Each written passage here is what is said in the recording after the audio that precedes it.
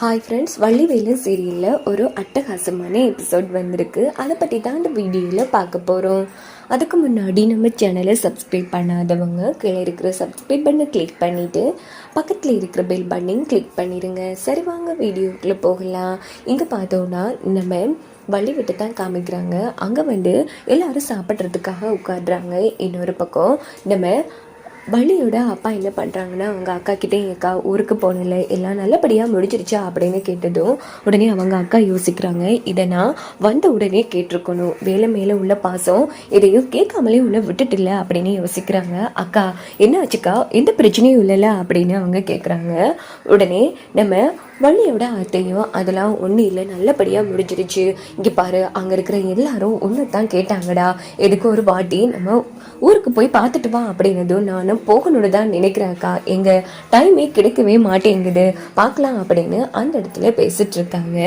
இந்த பக்கம் என்ன இவன் கல்ச்சர் ப்ரோக்ராமை பற்றி பேசாமலே இருக்கானே அப்படின்னுட்டு வள்ளி யோசிச்சுட்டு கண்ணை காமிக்கிறாங்க வேலுக்கிட்ட. உடனே வேலுவும், ஐயா ஒரு முக்கியமான விஷயம் சொல்லணும் அப்படின்னது. சொல்ல வேலு, என்ன விஷயம் ஐயா? காலேஜில் ஒரு ப்ரோக்ராம் நடக்க போகுதுயா, அதுக்கு நீங்கள் தான் தலைமை தாங்கணும் அப்படின்னு சொல்லியிருக்காங்க, கண்டிப்பாக நீங்கள் வரணும் அப்படின்னதும், ஓஹோ அப்படியா, ஆமாம் என்ன ப்ரோக்ராம் அப்படின்னு கேட்குறாங்க வள்ளியோட அப்பா. அந்த ப்ரோக்ராமோட நேம் நம்ம வேலுவுக்கு வாயில நுழையவே மாட்டேங்குது. உடனே நம்ம வேலு தடமாறிட்டு இருக்காங்க.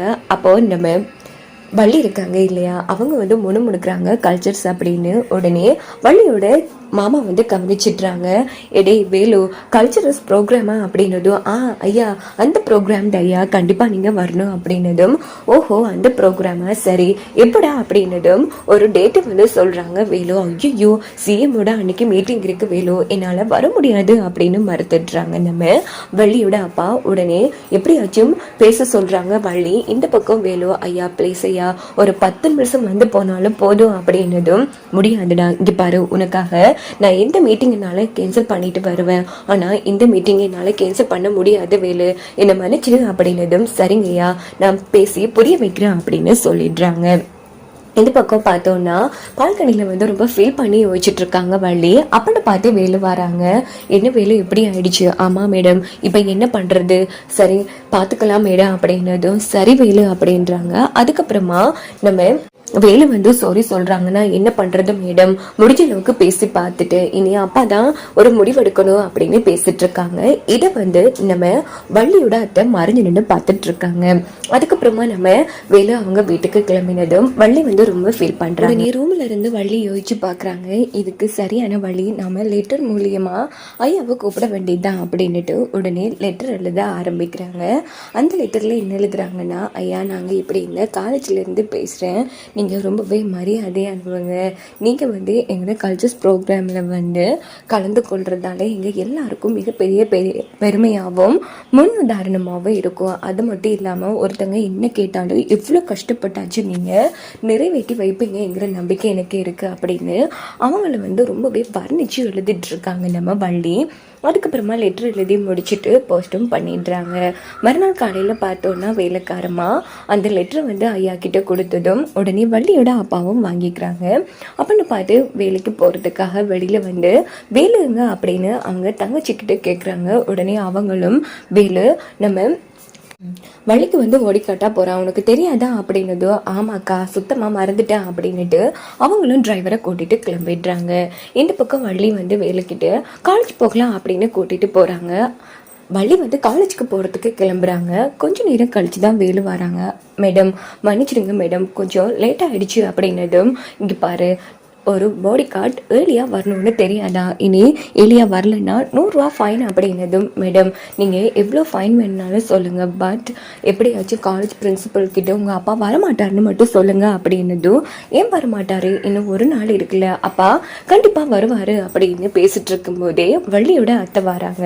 இங்கே பாரு வள்ளி, கண்டிப்பாக உன் அப்பா வருவார், நீ கிளம்பு அப்படின்னதும், இல்லை மேடம் என்கிட்ட ஐயா அப்படி சொல்ல இல்லையா அப்படின்னு வேலு சொல்கிறாங்க. இல்லை வேலு அண்ணன் அவன் என்கிட்ட தனியா கூப்பிட்டு சொன்னான், இங்க பாரு வள்ளி, உன் அப்பா என்கிட்ட தனியா சொன்னாரு, நீ எதை பத்தியும் கவலைப்படாத, யோசிக்காத, காலேஜுக்கு கிளம்பு அப்படின்னதும், இல்ல மேடம் ஐயா அப்படி சொல்ல இல்ல அப்படின்னு வேலு பிடிவாதம் பிடிச்சதும் உடனே நம்ம வள்ளி வந்து, இங்க பாரு வேலு, அதான் அத்தை கிட்ட அப்பா சொல்லிருக்காரு இல்லையா, வா போகலாம் அப்படின்னு கூட்டிட்டு போறாங்க. வேலுவுக்கு சந்தேகமா இருக்கு. இந்த பக்கம் நம்ம வள்ளியோட அத்தை, போடா என்கிட்டயே மோதிரியா, நீ என்ன பாடுபடுறன்னு பாரு அப்படின்னு யோசிக்கிறாங்க. இந்த பக்கம் 2 பேரும் காலேஜுக்கு வந்துடுறாங்க. ஸோ எல்லாரும் டான்ஸ் ப்ராக்டிஸ் பண்ணிட்டு இருக்காங்க ப்ரோக்ராமுக்கு.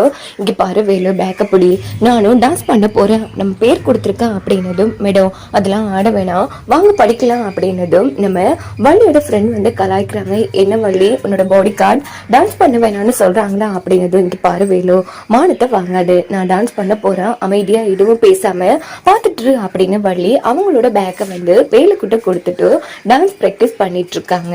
அப்படின்னு பார்த்து அவங்க பிரின்சிபல் வராங்க. என்னமா வள்ளி, நீங்க பேர் கொடுத்துருக்க போல இருக்கு, என்னமா அப்பா கண்டிப்பா வருவார்ல அப்படின்னதும், கவலைப்படாதீங்க சார், அப்பாவை வர வைக்க வேண்டியது என்னோட பொறுப்பு அப்படின்னதும் பிரின்சிபலை சந்தோஷப்பட்டு கிளம்புறாங்க. இந்த பக்கம் வேலு வந்து, இங்க எந்த நம்பிக்கையில அப்பா வருவார்னு சொல்றீங்க, அதான் நான் சொல்றேன்ல, கண்டிப்பா நடக்கும் பாரு அப்படின்னு வள்ளியும் சந்தோஷப்படுறாங்க. இதோட இந்த எபிசோட் வந்து முடிஞ்சு.